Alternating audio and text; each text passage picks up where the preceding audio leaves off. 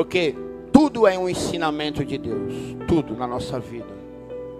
As experiências boas eu compreendo como bênção.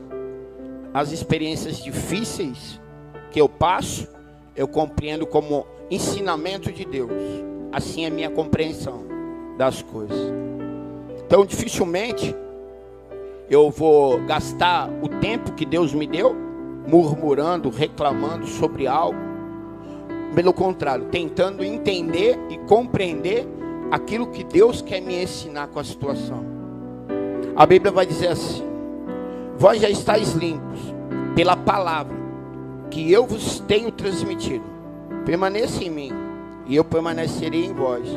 Nenhum ramo pode produzir fruto por si mesmo, se não estiver ligado à videira.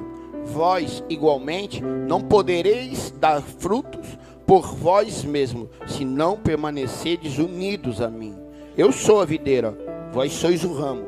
E aquele que permanece em mim e eu nele, esse dará muito fruto, pois sem mim nada podeis realizar obra alguma. Se alguém não permanecer em mim, será como o ramo que é jogado fora e seco. Então esses ramos são juntados, lançados ao fogo e queimados. Se permanecerdes em mim e as minhas palavras permanecerdes em vós, pedides o que desejardes e vos será concedido. O que glorifica meu Pai é que deis frutos em abundância, e assim sereis verdadeiramente os meus discípulos. A Bíblia vai falar que Jesus ele vinha caminhando e ao longe ele avista uma plantação de videira. Mas no meio dessa plantação, o que chama mais atenção de Jesus é uma árvore de figo, uma figueira. Uma árvore de figo, ela é muito bonita, de flores, né? É uma árvore charmosa que chama a atenção em meio à videira, porque videira, os ramos de uva, eles são baixos. Mas a figueira ela é uma árvore alta, uma árvore em que tem muitas folhagens. De longe, ela é uma árvore bonita. Mas a Bíblia fala que quando Jesus está chegando perto, ele tem fome. E ele fala assim para os seus discípulos: eu vou lá que eu vou comer um figo daquela árvore. E a Bíblia diz que naquela árvore não havia figo algum. E aí eu entendo sobre isso, sobre dependência de Deus. A dependência de Deus na minha vida, o sentir essa fome espiritual de conhecer a palavra, de buscar algo maior de Deus, de buscar algo de Deus que nada no mundo e nenhum ser humano pode me satisfazer, eu vou dizer assim. Mas só algo que vem do céu é que satisfaz a minha alma. Ter esse desejo, ter essa vontade, entender todos os dias que nada mesmo com as minhas mãos eu posso fazer mesmo. Eu posso até criar projetos, eu posso até criar sonhos. E isso qualquer homem pode sonhar e você deve sonhar sim. Qualquer homem tem planos, vontades, desejos, mas entendendo como discípulo de Cristo, que os meus sonhos não são os sonhos de Deus, que as minhas vontades não são as vontades de Deus, entendendo que o meu sonho tem que ser o sonho de Deus, ou o sonho de Deus tem que ser assim o meu sonho, entendendo que a vontade de Deus, ela tem que estar no centro da minha vontade, entendendo que eu até tenho vontade, mas nem sempre a minha vontade vai me levar para o centro da vontade de Deus, que por muitas vezes as minhas vontades, elas me enganaram, me levando para lugares sórdidos, lugares que me levaram às minhas maiores decepções, às minhas maiores frustrações, porque era apenas a minha vontade, não tinha a vontade de Deus, o centro da vontade de Deus na minha vontade. E eu entendo também que vontade dá e passa.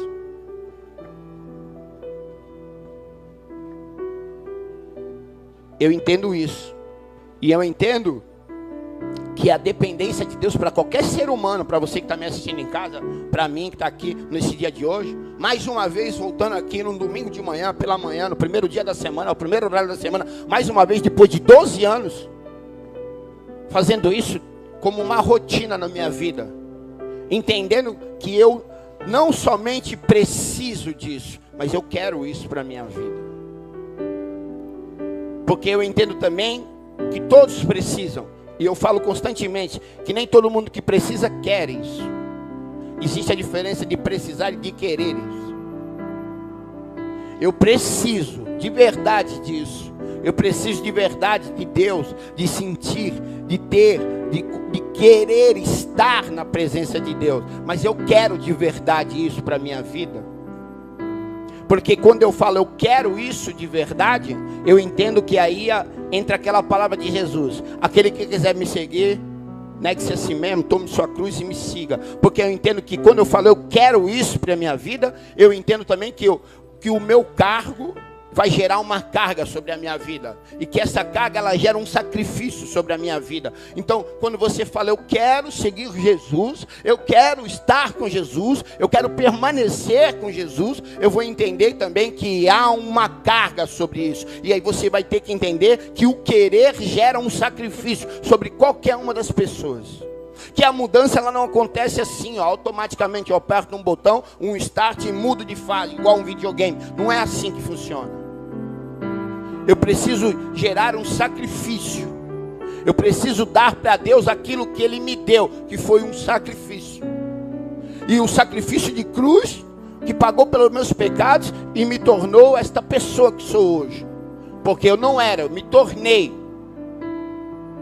Então houve um sacrifício de cruz, a Bíblia vai falar. Então agora também eu vou entender que para mim mudar, que para mim me transformar, para que o milagre na minha vida aconteça, tem que ser gerado também um sacrifício. Entendeu? A Bíblia também vai nos dizer que o céu é ganhado à força. Você entendeu? Não é só vindo no culto no domingo de manhã, escutando o pastor falar, escutando a palavra do pregador, os louvores bonitos que mexem com as minhas emoções. Não é somente isso.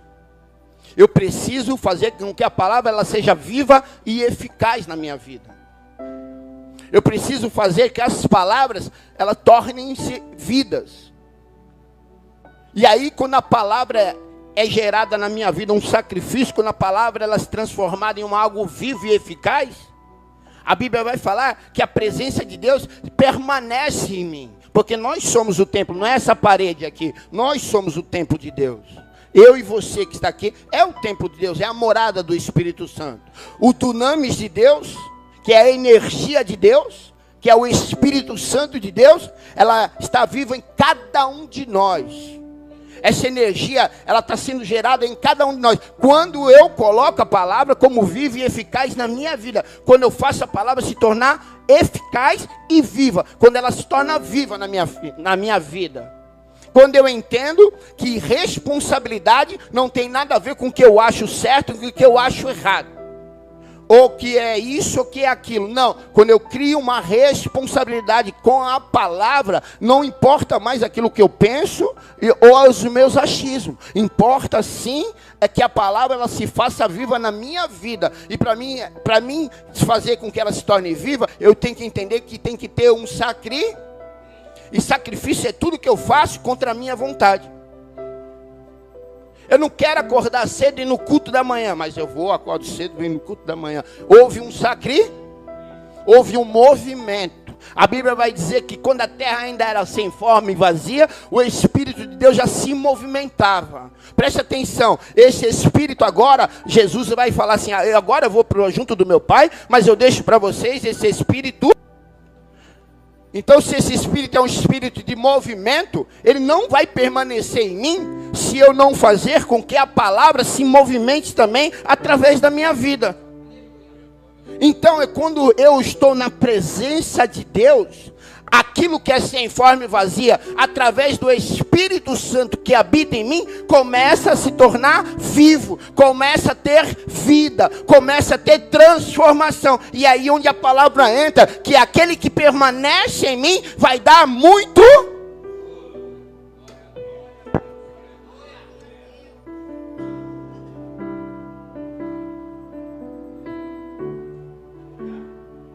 Você entende como que funciona?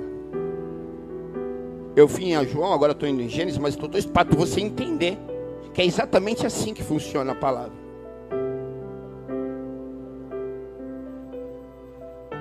Quando a Valente de Cristo começou, há 12 anos atrás, aqui era um chão de areia, não tinha telhado, não tinha muro. Era uma casinha pequenininha, onde goteirava dentro, onde dormia 23 homens, onde era um portãozinho de elemento vazado de madeira antigo, velho, onde as pessoas viam quem estava dormindo aqui dentro. As pessoas que estavam aqui dentro goteiravam, não tinha essa estrutura que tinha hoje. Nós comíamos miojo que era doado. Mas preste atenção. Dentro de mim havia uma palavra que foi liberada. Dentro de mim havia o Espírito Santo que estava se movimentando. A minha terra era sem forma aí, mas o Espírito... O plano era meu, a vontade era minha, a Valente de Cristo era minha vontade, era meu plano, a vontade de Deus.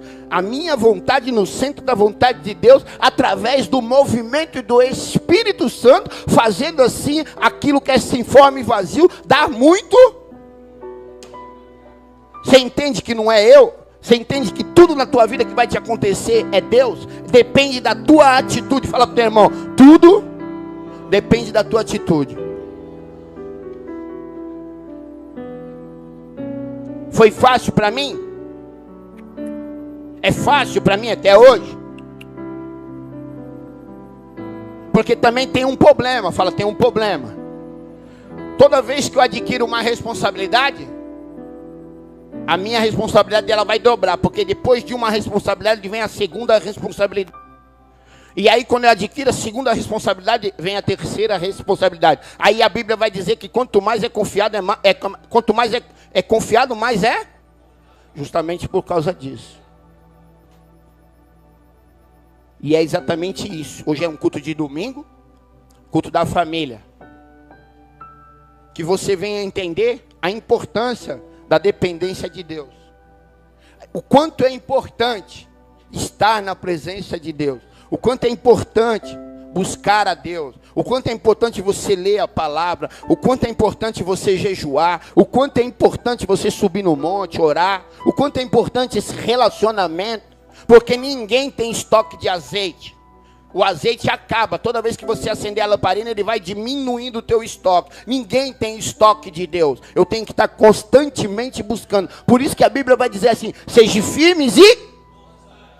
Quantas vezes queremos resolver a nossa vida e os nossos problemas com as nossas forças, com a nossa vontade e com aquilo que achamos de ser certo. Mas toda vez que fazemos isso, geramos frustrações sobre a nossa vida. Porque as nossas vontades nos levaram aos nossos piores pecados. Então, que nós devemos colocar a nossa vontade no centro da vontade de Deus. E que a vontade de Deus, ela é boa, perfeita e...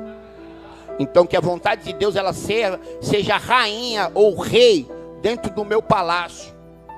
Ela que governe a minha vida, ela que governe a minha família, ela que governe os meus planos, ela que governe os meus sonhos, ela que governe os meus achismos, ela que governe tudo que eu sou, tudo que eu tenho. Porque tudo que eu sou, tudo que eu tenho, louve ao Senhor.